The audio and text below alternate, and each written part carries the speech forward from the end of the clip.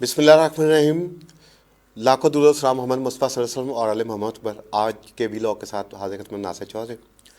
नाज़रीन, आज गवर्नर पंजाब और वफाक और इसके अलावा इलेक्शन कमीशन के जो वकला थे वो उन्होंने मतलब पेश होकर ये कहा है कि गवर्नर पंजाब ने इनकार कर दिया इलेक्शन की तारीख देने से, और अदालत ने इस पर सबसे पूछे हैं, लेकिन गवर्नर पंजाब के वकील तो सबसे पहले गायब हो गए।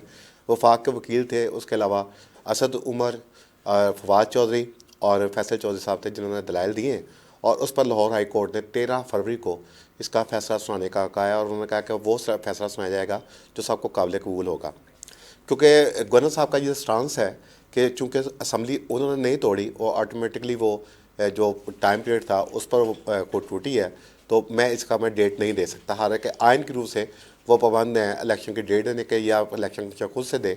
दोनों की तरफ से पहले ये कहा गया कि हमने डेट दे दी है और तैयारियों का कह दिया गया, लेकिन उसके बाद दोनों का यू टर्न था, जैसा कि मतलब शुरू से होता है। और अब ये जो है 13 फेब को पता चलेगा कि पंजाब के इलेक्शन किस डेट को होने जा रहे हैं। ज़िमनी इलेक्शन मुलतवी हुए हैं, लेकिन उसके अलावा जो अभी 16 सीटें हैं उस पर जो है वो 16 मार्च को इलेक्शन वो मतलब लाजमी वो करवाए जाएंगे। पीटीआई के जो 43 अरकान थे जिनको डी नोटिफाई किया गया था और उनको अदालत ने बहाल किया था, आज वो कौमी असम्बली में पहुँचे, लेकिन स्पीकर साहब ने एक सोची समझी असम्बली एक जो स्कीम थी उसके तहत उनको उनका दाखिला बंद कर दिया। और उन्होंने कहा अभी तक मुझे लाहौर हाई कोर्ट का ऑर्डर नहीं मिला, जिस वक्त मिलेगा उसके बाद मैं कानूनी मावनीन से पूछूंगा कि इनको मतलब एंटर होने देना या नहीं देना। बहरहाल वो तो चूँकि बहाल हो चुके हैं और सबका पोर्टफोलियो भी बहाल है। देखना ये है कि वो कब तक जो है ये गैर आइनी इकदाम उठाते हैं, उनको जो बहाल अरकान है उनको कैसे वो रोकते हैं। नाज़रीन, हमने व्लॉग में एक उसमें कहा है कि पेट्रोल 100 रुपये सस्ता होने जा रहा है, और इसका ऐलान जो है 29 फरवरी को हुकूमत करेगी। ना 29 फरवरी आनी है ना पेट्रोल सस्ता होना है, बल्कि पेट्रोल तो इस वक्त बिल्कुल गायब है। और डीसी जो राफिया हैं लाहौर की, उन्होंने गली मोहल्लों में जो है ना वो जो छोटी मशीनरी पर पेट्रोल डिपो बने हुए हैं उनको वो जब्त करने का हुक्म दिया है। यानी मगरमच्छों को कार्रवाई नहीं हो रही, छोटे लोगों के खिलाफ जो है वो कार्रवाई करके उनकी वो पेट्रोल भी जब्त किया जा रहा है। और पत्तों की में जो है वो 33 करोड़ रुपये जो है वो रिसीव कर लिया गया, जिस पर पेट्रोलियम एसोसिएशन जो है वो हड़ताल की धमकी दे दी है कि अगर ये इसी किस्म का मतलब ये रहा कार्रवाई तो हम जो है ना पेट्रोल, क्योंकि उन्होंने ये कहा कि हुकूमत अपने चलन देखे कि पेट्रोल की रसद नहीं है इस वक्त मुल्क में, और 4 दिन का ज़ख़ीरा बाकी है। इस वक्त कई मास है, लाहौर में भी शॉर्टेज है, लेकिन दूसरे कई शहरों में तो बिल्कुल पेट्रोल नहीं है, और मतलब डीज़ल भी नहीं है, और तरसील भी नहीं हो रही सामान की। सब्जियां भी आ गई, मतलब उनकी कितनी कीमतें ऊपर हैं। तो ये जो है वो एक फिर बुरहान दर बुरहान, एक हर रोज़ एक नया बुरहान जन्म लेता है, और कौम देख लें कि वो कहाँ पे खड़ी है। और वो देख रहे हैं आज मुज़ाकरात के तय IMF के मुकम्मल हो गए हैं, और उसकी मंजूरी जो है वज़ीर-ए-आज़म ने दी है। एक तरफ से उन्होंने खुशखबरी सुनाई है 1.5 अरब डॉलर की कि वो हमें मिलेंगे, लेकिन अभी जब तक इमरान खान उस पर दस्तखत नहीं करते तो वो 1.5 अरब क्या वो 1.5 रुपये भी नहीं इनको मिलने। अब इन्होंने एक और नया काम शुरू किया है कि वो जहाँ पर क़यामत सुगरा होकर गुजरी, जो तुर्किया और शाम में हलाकतें हैं, वो 25,000 को क्रॉस कर गई हैं। मुख्तलिफ चैनल दे रहे हैं, लेकिन अल जज़ीरा ने जो है उस पर वो 25,000 उन्होंने कहा है, और मैं भी मतलब वो मज़ीद बढ़ जाएँ। और एक साथ एक लहर है इस वक्त जो पाकिस्तान में इस वक्त कहा जा रहा है कि 15 दिन के अंदर, 6 दिन के अंदर, कहीं 8 दिन के अंदर कि ज़लज़ला आएगा। लेकिन ये ज़ाहिर है कि इसकी पेशगोई कोई नहीं की जा सकती, लेकिन नीदरलैंड की जिस टीम ने पेशगोई की थी सिर्फ 3 घंटे पहले उन्होंने की थी, और जब वो लोग उनको गालियाँ दे रहे थे तो उन्होंने कहा था कि एक और ज़लज़ला जो है ना वो आ रहा है, और ठीक 3 घंटे के बाद एक 7.2 का ज़लज़ला आया। इस वक्त वहाँ पर 1939 के बाद टर्की का ये सबसे बड़ा ज़लज़ला है जिसने टर्की की बुनियादें तक ला के रख दी हैं, और बेहिस्सी की एक तस्वीर बन के रह गई है पूरी कौम और उनका पूरा मुल्क। आगे शाम के साथ भी ये है, और अल्लाह ना करे कि पाकिस्तान वो जो लाइनें दिखाई जा रही हैं कि वो एक उसमें पूरा पाकिस्तान हिट हो सकता है, अल्लाह ना करे कि वो दिन पाकिस्तान को देखने पड़े, क्योंकि हम पहले ही सैलाब के और ज़लज़ला के मारे लोग हैं जिनकी अभी तक रिहेबिलिटेशन बिल्कुल नहीं हो सकी, और उनके नाम के जो फंड्स थे वो जिन लोगों ने खाए हैं वो कोई ढके छुपे नाम नहीं है। नाज़रीन, वज़ीर-ए-आज़म के जो मशीर मावनीन और उनके वज़रा की तादाद 85 हो गई है। और उन्होंने इनकी गिनती के लिए और इनको पकड़ने के लिए एक मामले खुसूसी और रख ली है, जो मतलब इन नगीनों की जो है ना हिफाजत कर सकें। तैयब उर्दगान ने पाकिस्तान के साथ जो है वो एक बड़ा पाकिस्तान को बड़ा फ़ायदा पहुंचाया ज़ल्ज़ले के दिनों में, कि उन्होंने पाकिस्तान के $25 लाख जो है ना ज़ाया होने से बचा लिए। पाकिस्तान की बहुत मदद की उन्होंने। शहबाज शरीफ और बिलावल भुट्टो समेत 76 अफराद जो है ना तुर्की जा रहे थे।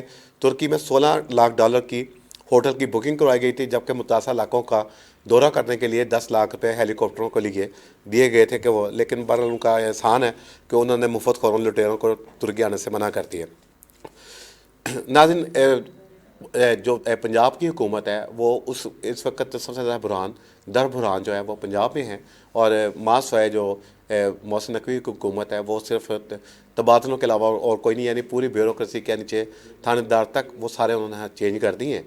और उनका मकसद सिर्फ ये है कि किसी भी तरीके से इलेक्शन लेट हो, कार्रवाई हो PTI की क़यादत के ख़िलाफ़, जो कि उन्होंने खुद जो था खुद गिरफ्तारी का कहा है। लेकिन कल लाहौर के 10 थानों की पुलिस जो है कल 11:15 बजे जमान पार्क के बाहर जमा थी और वो चाह रहे थे कि किसी तरीके से खान साहब को गिरफ्तार किया जाए। लेकिन बहरहाल उनके भी जो टाइगर्स हैं उन्होंने वो भी कोशिश नाकाम बना दी और खान साहब कह रहे हैं कि मैं आइंदा हफ्ते में खुद जो है गिरफ्तारी दूंगा। लेकिन उससे पहले जो है 16 फरवरी को एक और बड़ा फैसला है, वो लाहौर हाई कोर्ट में मोहसिन नकवी साहब की को हटाने के लिए। और इसके अलावा सबसे बड़ी एक और बड़ी ब्रेकिंग आपको ये दे रहे हैं, वो ये है कि जो लोग खुशी से बगले बजाते फिरे थे, जिसमें शहबाज शरीफ भी हैं, मरियम भी हैं, राना सनाउल्लाह, ये तो पूरी गवर्नमेंट जिनके केसेस नैब में थे, वो उसकी तमाम की तमाम डिटेल दोबारा नैब हुकाम ने मंगवा ली है। और वो एक्चुअली मंगवाई नैब से है सुप्रीम कोर्ट ने। और जिन जिन लोगों को उसका फ़ायदा पहुंचा है, जिन लोगों के कर्ज़े माफ़ हुए हैं, जिनके केसेस माफ़ हुए हैं, वो एक दफ़ा फिर कानून के शिकंजे में आने वाले हैं। और ज़ाहिर है जो इस वक्त फल्कियात के माहिरीन हैं उन्होंने भी ये पेशगोई की है कि 7 मार्च से लेके 24 मार्च तक जो है पाकिस्तान के लिए बहुत अहम वक्त होगा, उसमें मुल्क की सियासत के लिए भी। और इसमें मार्शल लॉ की भी जो है वो पेशगोई की गई है कि 24 मार्च को वो भी आ सकता है। और इसके अलावा जो है वो ज़ल्ज़लों की पेशगोई जो हमारे फल्कियात भी कर रहे हैं। तो बहरहाल अल्लाह ताला उसको महफूज रखे पाकिस्तान को। और जिस तरीके से इस वक्त पाकिस्तान बुरहानों का शिकार है वो कोई ढके छुपे नहीं है। और ये 75 साल से ही हैं कि हर रोज़ एक नया माफिया एक नई चीज़ लेकर मार्केट में मुतारफ़ होता है। कभी जो है वो डॉलर को कहीं से कहीं पहुँचा दिया जाता है। आज तो बहरहाल डॉलर 3 रुपये नीचे आया, लेकिन ये एक मसनूई तरीका है कि जिसके तरीके से नीचे आता है। लेकिन अगर आप मार्केट में लेने के लिए जाएँ तो वो 292 रुपये से कम अभी भी नहीं है। वेयर एज़ के वो 279 पे जो सारा वो बैंकिंग रेट उसका चल रहा है। बिजली वो जो है वो उन्होंने कहा है कि 79% जो है वो पहले 30% आई थी, 35%। अब कहा गया है कि जो फाइनल मुज़ाकरात हुए हैं उसमें 79% बिजली महंगी हो जा रही है और 135% जो है वो सुई गैस के निर्ख बढ़ाए जा रहे हैं। इसके अलावा मोबाइल पे भी टैक्स लग रहा है। मोबाइल तो पहले महंगे हो चुके हैं, लेकिन मोबाइल कॉल पे भी जो है वो गवर्नमेंट टैक्स लगा रही है। और होता ये है कि किसी मुल्क में क़यामत आती है तो हम उसका नजायज़ फ़ायदा उठाते हैं। वज़ीर आज़म साहब ने एक मुहिम का आगाज़ किया है और स्कूल के बच्चों से जो सारा उन्होंने कहा कि कॉलेजेस, स्कूल और यूनिवर्सिटी के जो तालिब इल्म हैं वो तुर्की के बहाली के लिए और ज़ल्ज़ला मुतासिरीन की बहाली के लिए वो चंदा इकट्ठा करें। अब खुदा जाने का ये चंदा कैसे कहाँ जाता है, कौन खाता है, किसके पेट में जाता है, क्योंकि ये आज तक तो मुतासिरीन को कभी भी कुछ नहीं मिला। और जो हुक्मरान ज़ल्ज़ला मुतासिरीन की बहाली के लिए आने वाला सामान जो था ना वो मौलाना फजल रहमान को दे दिया गया। तो उसके अलावा पीपल्स पार्टी को सिंध में दिया गया कि वो खैमे और वो जितने कंबल थे, जो जैकटें थी या अशिया खुरम नोश थी, वो सारी की सारी उनके पास चले गई। तो लगता यही है कि जो बच्चों के स्कूलों से जो पैसा निकलाया जाएगा वो भी ज़ाहिर है कि वो इन्हीं की जेबों में जाएगा और यही उसके लले तलले करेंगे जो आज तक करते आए हैं। इस वक्त ख़जाना नाज़रीन आपको पता ही है कि बिल्कुल खाली है। पाकिस्तान कहा तो ये जा रहा है अभी तक कि अगर IMF ने हमें पैसे ना दिए तो हम डिफ़ॉल्ट कर देंगे, लेकिन ये दावेदार ये समझ लें कि पाकिस्तान ऑलरेडी डिफ़ॉल्ट कर चुका है। 30% जो सा ना LCs मज़ीद जो सा ना वो बंद है और इम्पोर्ट बंद है। और इस वक्त जो है ड्राईपोर्ट पर भी जो सा ना कंटेनर्स खड़े हुए हैं और ताज़ा जो सा ना इस वक्त जो सा ना एक मायूसी की तस्वीर बने हुए हैं। अब खुदा जानता है कि ये मुल्क के साथ क्या करने वाले हैं, क्या होने जा रहा है। लेकिन अदलिया की तरफ से जो रिलीफ PTI को मिलता है उस वक्त जो सा ना यानी राजा परवेज़ अशरफ कौन होते हैं, मतलब एक हाई कोर्ट का जो ऑर्डर है तो उसको जो था ना वो सवताज करें, और वो कह रहे हैं कि भी मैं मामले से मुशावरत करूँगा। और उसके बाद लेकिन लगता यही है कि ये एक नया जो था ना फिर जो था ना वो मुस्लिम बहरान पैदा किया जाएगा कि PTI का जो अरकान बहाल हुए उनको वो दाखिल नहीं होने देंगे।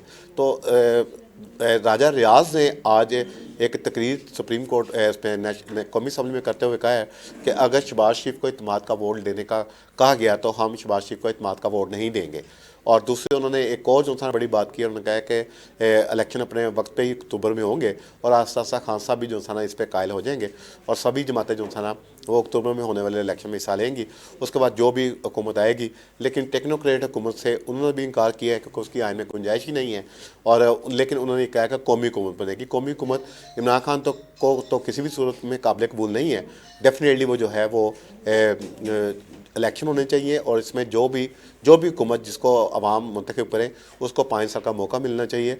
और इस्टेब्लिशमेंट को जो है वो बिल्कुल जैसा कि अभी यही लग रहा है कि वो जैसा कि इमरान खान ने कल कहा है कि मैं मौजूदा आर्मी चीफ को शक का फ़ायदा दे रहा हूँ, उन्होंने यही मतलब कहने का मकसद था कि वो इस वक्त मुदाखलत नहीं कर रहे।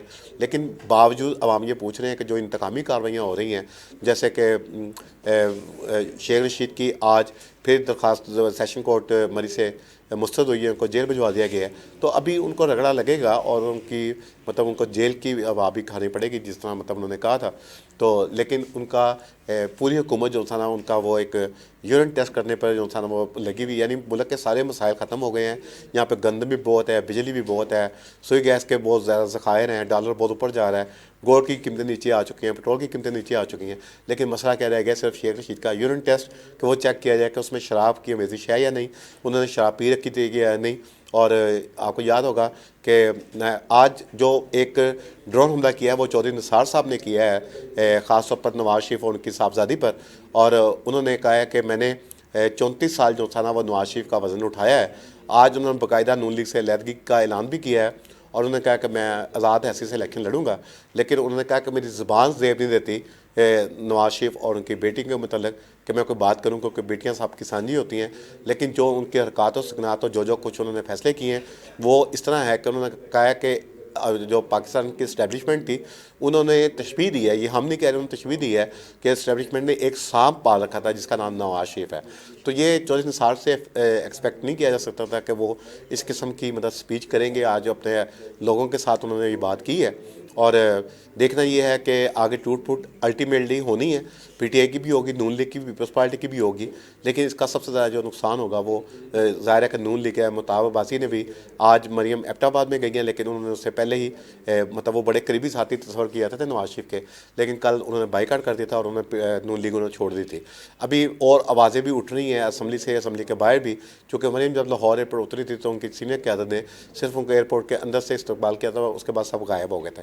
फिर उनके जो शानदार जलसे हुए हैं बाद में वो भी आवाम के सामने है कि वो पुलिस एहलकारों को जो सना सिविल कपड़ों में खड़ा करके तो वो गिनती पूरी की। कोई भी जलसा ऐसा नहीं चाहिए जिसमें 2-3 हज़ार से ज़्यादा लोग हों। पर लोग मायूस हैं, उसकी वजह उनके चेहरे नहीं हैं नून लीग के, बल्कि वो उनके इकदाम हैं, महंगाई है जिससे गरीब आवाम को जो है 2 वक्त की रोटी भी नहीं मिल रही। तो ये तमाम मामला हैं जिसकी वजह से ये अभी तक ये सारे मामला तो हो रहे हैं। तो देखना ये है कि जिस वक्त मैदान साफ़ होगा और हर पार्टी अपना जोर लगाएगी और उस वक्त वाज़ह होगा कि कौन हुकूमत बनाने की पोजीशन में है, कौन आवाम को रिलीफ दे सकता है। ज़ाहिर है जो आवाम को रिलीफ दे सकता होगा आवाम में मकबूल होगा और जिसने आवाम का जीना दोबारा नहीं किया होगा लोग उसी को वोट देंगे और अल्टीमेटली वो जो सा वही हुकूमत बनाएगा। तो नाज़रीन हमारे साथ इस वक्त तक यही इतलात थी। अल्लाह करे कि जो टर्की या शाम में आने वाला ज़लज़ला है उसकी लागतें मतलब रुक जाएँ और मज़ीद, क्योंकि अभी तक नाज़रीन वहाँ पर जो है 400 से ज़ायद जो है वो आफ्टर शॉक्स आ चुके हैं।